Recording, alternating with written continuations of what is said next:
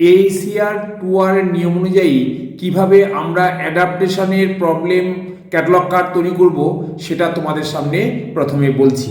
প্রথমে আমি প্রবলেমটা কি আছে সেটা একটু বুঝিয়ে বলি, তারপর তোমাদের সামনে ক্যাটালগ কার্ডটা কিভাবে তৈরি করেছি সেটা দেখাচ্ছি।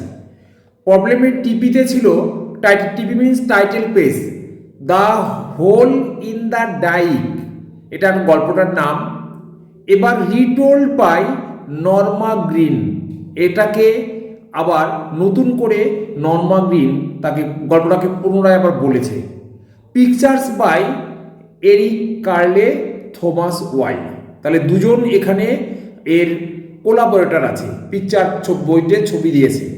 এবং পাবলিশারের নাম ক্রোওয়েল কোম্পানি, নিউ ইয়র্ক থেকে প্রকাশনা হয়েছে, কপিরাইট 1974 সাল। ভিটিপি অর্থাৎ ভার্স অফ দ্য টাইটেল পেজে কী দেওয়া আছে?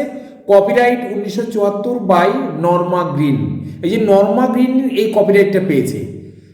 Illustration copyright 1974 by Eric Carle, এবং ইলাস্ট্রেশনের জন্য ওরও দায়িত্ব আছে কার্লে, এরিক কার্লেও বইটার জন্য দায়িত্ব আছে।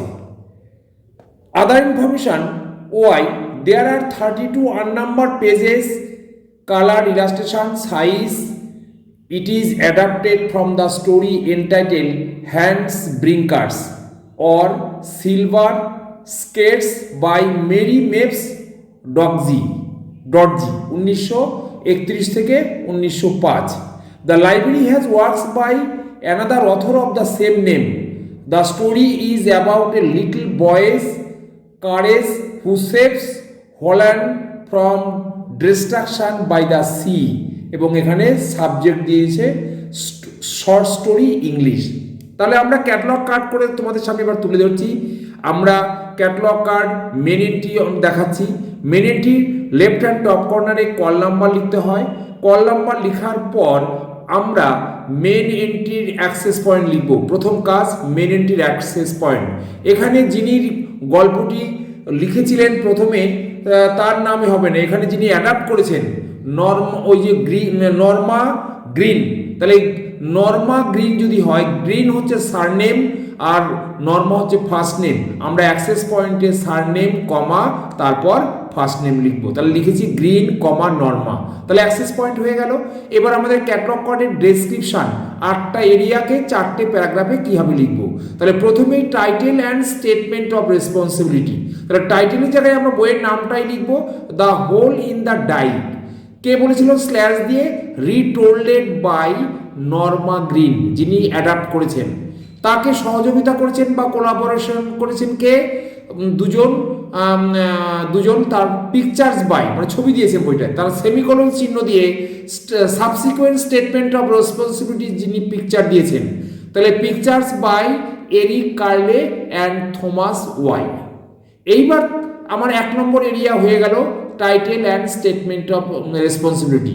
এবার এরিয়া চেঞ্জ করব, ফুল স্টপ স্পেস ড্যাশ দিয়ে দেখব এডিশন আছে কিনা, নেই, তাহলে আমি সেটাকে পরের এরিয়ায় যাব।